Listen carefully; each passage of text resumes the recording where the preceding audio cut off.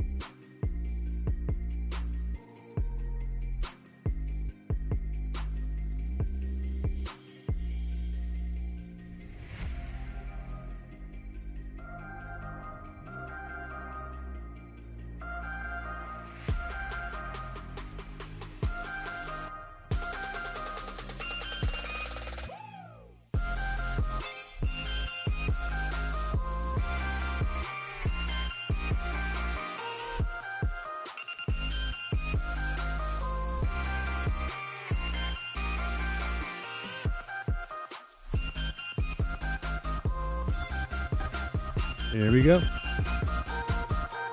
Rockford Tone for Classic Rock, 96.7 The Eagle. Good morning, it's Double T. It's time for Bar Comedy USA News with comedian Jared Dog. Jared Dog, what's happening today? How you doing? Hey, good morning, Double T. Good to talk to you. I hope you had a fantastic 4th of July. Oh, yeah, it was all good, except for, my neighbors that decided to shoot fireworks until 3:30 in the morning. But that's okay. That's just the holiday. Yeah, and that's just like a half an hour until you have to get up in the morning.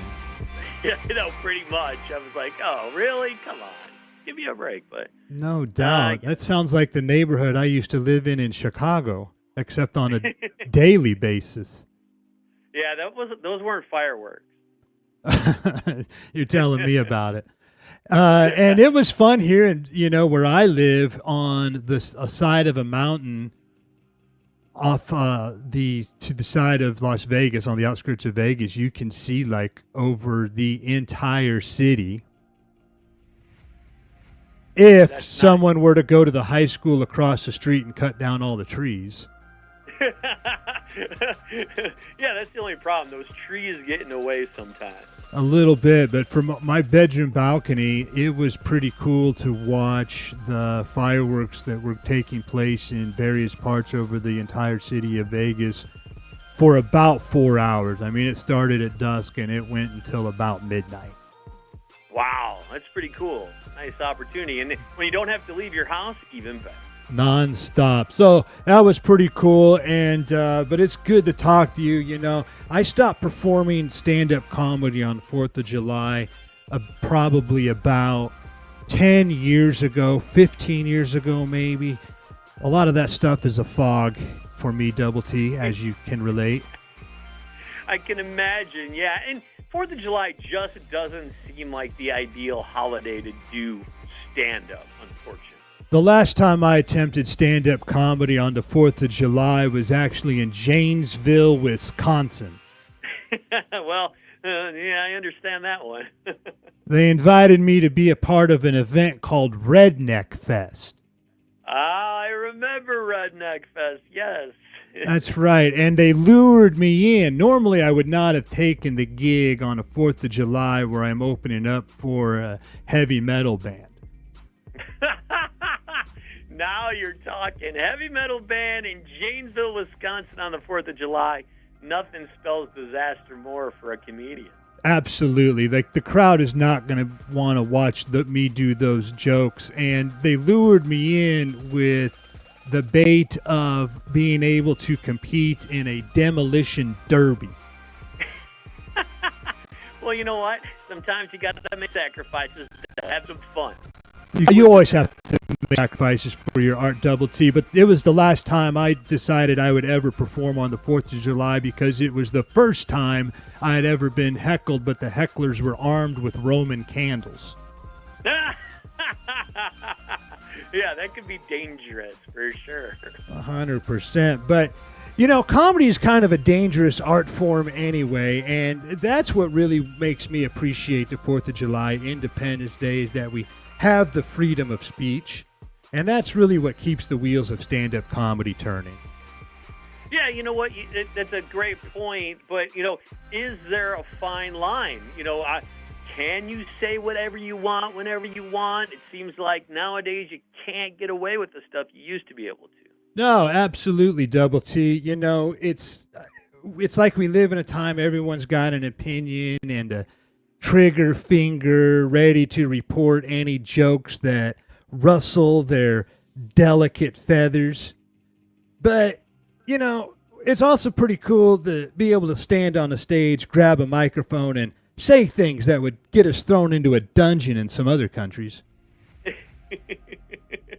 Yeah, you can. You can talk about some things that you normally couldn't and couldn't get away with just because for the art of comedy and making people laugh. Yeah, absolutely. You know, we're here to make fun of everything and everyone, but most importantly, ourselves included, you know? Oh, yeah, and definitely. And you also, you know, I don't know about you personally, but I know a lot of comedians, they like the reaction as much as the laugh to joke. That's right. You know, it's like a permission slip to enter the danger zone and come out unscathed, unless you're in Janesville, Wisconsin.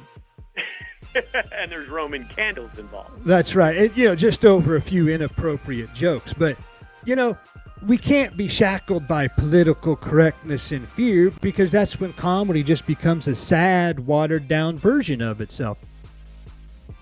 Yeah, that's true. You know what? You got to be who you are.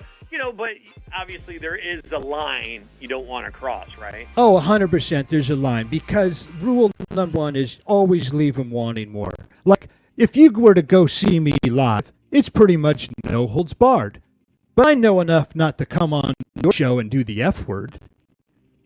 Right. You know, you can't do the same material that you do in a bar that you do on my show. No, but that's how it is. Yeah. That's how it is. But when we talk together, we definitely explore the edges. We push the boundaries a little bit. We challenge the status quo. It doesn't mean we're looking at it as a free pass to be jerks. You know, have you ever performed in a club or bar or somewhere where the owner or management is like, you know what, I like your comedy and everything, but could you avoid this subject? Oh, absolutely. That's one of the reasons why I decided to start doing shows at nightclubs, taverns, and neighborhood restaurants and bars, because it's typically real people, blue-collar type people that worked hard all week and they just want to blow off some steam and have a few drinks and share laughs.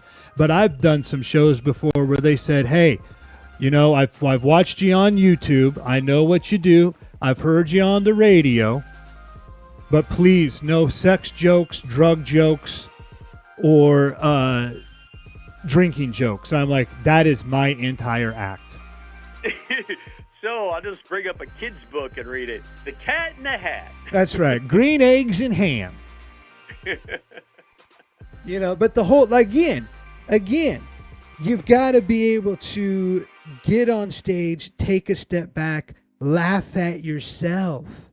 That's what most of my jokes were anyway, is it's not necessarily making fun of other people. It's usually talking about the scrapes that I got myself in. And I wouldn't necessarily, that comes off as set myself up to be a role model.